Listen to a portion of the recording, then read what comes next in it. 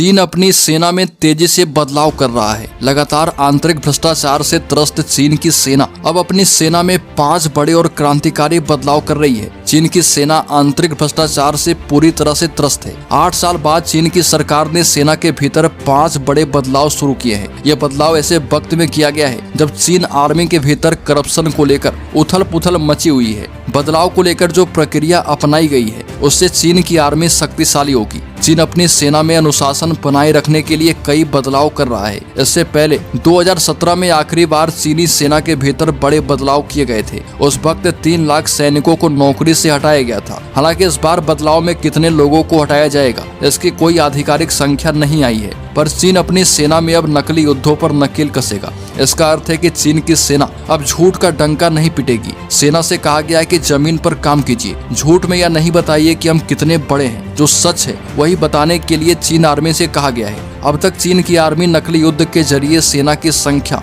और हथियार की संख्या को लेकर झूठ बोल रही थी। दूसरा बदलाव किया गया है सेना के भीतर राजनीतिक टिप्पणी को लेकर। अब सेना के भीतर राजनीतिक टिप्पणी करने पर रोक लगा दिया गया है। ऐसा करना अनुशासन के खिलाफ माना जाएगा। जांच होने के बाद तुरंत कार्रवाई की जाएगी। इसे प्राथमिकता से लेने के लिए सभी अधिकारियों से कहा गया है। तीसरा बदलाव जो किया गया है उसमें चीन की सेना को आदेश दिया गया है कि कोई भी सैनिक टुकड़ियां या उनके अधिकारी अनधिकृत भोजन नहीं कर पाएंगे। ज्यादा शराब पीने पर भी बैन लगाने की तैयारी है। सेना के भीतर खरीद फरोख्त होती है, उसे रोकने के लिए फैसला किया गया है। कई मौकों पर ऐसा पाया गया है कि ज्यादा शराब पीने के बाद सेना के अधिकारी गलत फैसला कर लेते हैं और ट्रैप में फंस जाते हैं। चौथा बदलाव ये किया गया है कि अब चीन की सेना में वफादारों को तरजीह दी जाएगी। चीन की सेना यह तय करेगी कि जो नियुक्ति हो वो टिकाऊ हो और कम लागत की हो। चीन की सेना की सैलरी और संसाधन पर काफी खर्च करना पड़ रहा, इससे छुटकारा पाने के लिए बदलाव किए गए हैं। 5वां बदलाव जो है उसमें चीन की सेना के अधिकारियों की जाति पर अंकुश लगाने से संबंधित बदलाव किए गए हैं। अधिकारी अब अपने मनोरंजन पर